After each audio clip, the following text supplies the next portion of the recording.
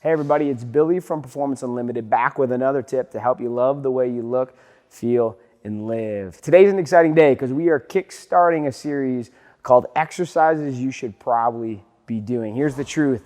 If you're like most people, you probably become stuck in doing the same things over and over and over again. So we are giving you and giving anyone watching this video some different exercise selections and some reasons why we've decided to use these exercises with our clientele. So today is all about our half kneeling landmine press, or just landmine press in general. Maybe you've heard of this before, maybe you've seen it before. Well, today you're gonna get the nitty-gritty around why we do it and specific modifications that you can make if you don't have the right equipment at home.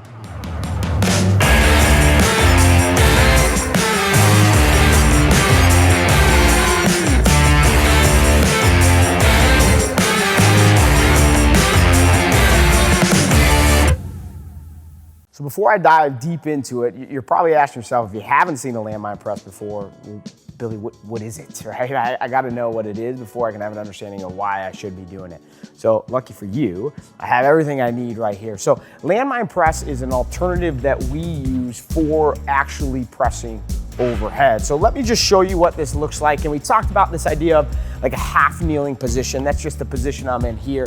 I would have a barbell. We have this nifty little tool here that lets us do it anywhere. I'm working to set myself up. I'm working to press straight towards the sky, back down. So that would be the actual landmine press. So let's talk about specifics. Like, why would you want to incorporate this into your routine? Experience has showed us that most people struggle to actually move into shoulder flexion. Whoa, hold on, time out. Shoulder flexion, what's that actually mean? Shoulder flexion is the ability to actually reach the hand overhead and have the right amount of range of motion to do this, because most people compensate. So as they, oh Billy, well I can get my hand overhead. Well, a lot of times people are pulling from their lower back or are getting that in some sort of different way. But then they go into the gym, they move into these seated dumbbell overhead presses or maybe standing push presses or something else along those lines. Well, guess what? If you can't take your hand and just reach it overhead, but then you put load on top and then you're driving through your back, you are asking for low back issues or some sort of problem down the road.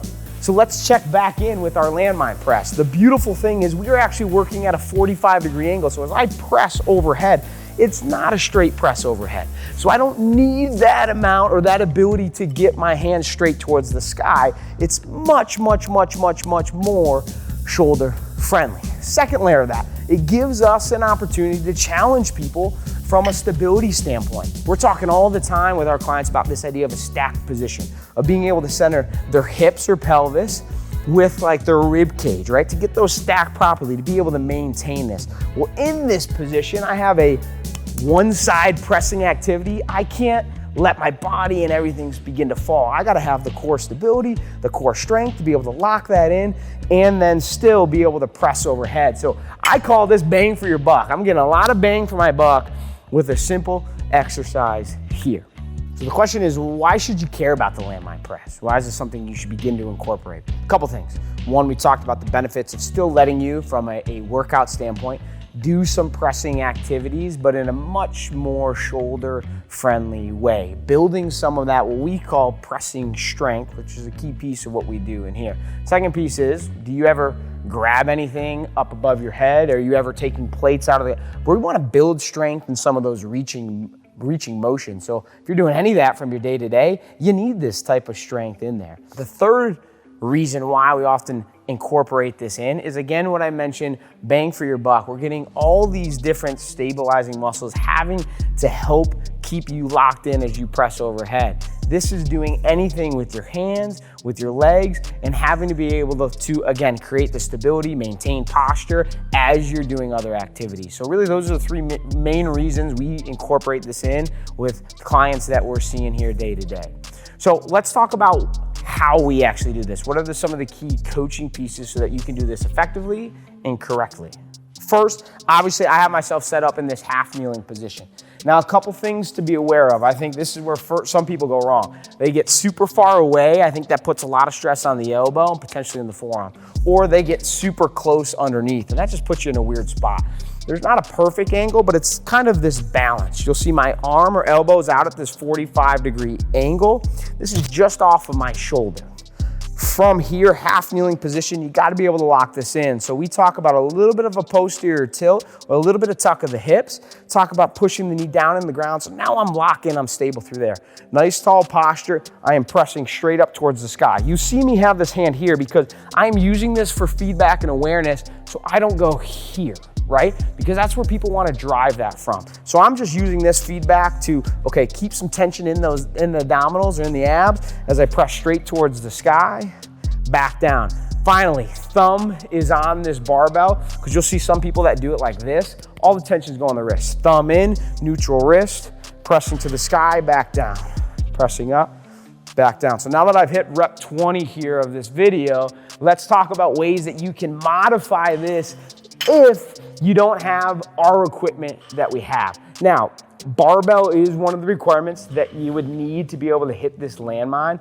There are probably some other tools that you can, but in our case, we do need a barbell. But you don't need the exact kind of pivot point that we have or pivot equipment piece that we have. If you have a wall or a spot where two walls meet, great, you can do this because all you gotta do is take the barbell, put it right between or in the corner of that wall, and you can go ahead and move through some of that pressing that we just showed you there. So now that you've learned what the landmine is, why we do it, and just the overall details of the exercise, you might be wondering, well, how do I incorporate this into my programs or my exercise routine? What does it look like? For us, we treat the landmine just like any other strength-based exercise.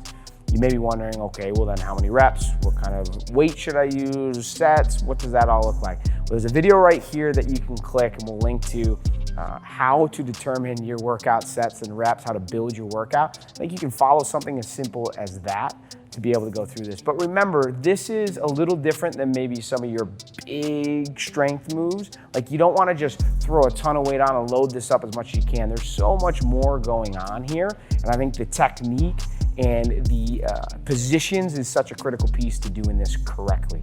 Okay, well, how should I know if I should not be doing this exercise? Well, follow our general rules of thumb. Like if there's pain going through this, don't do it. It's as simple as that.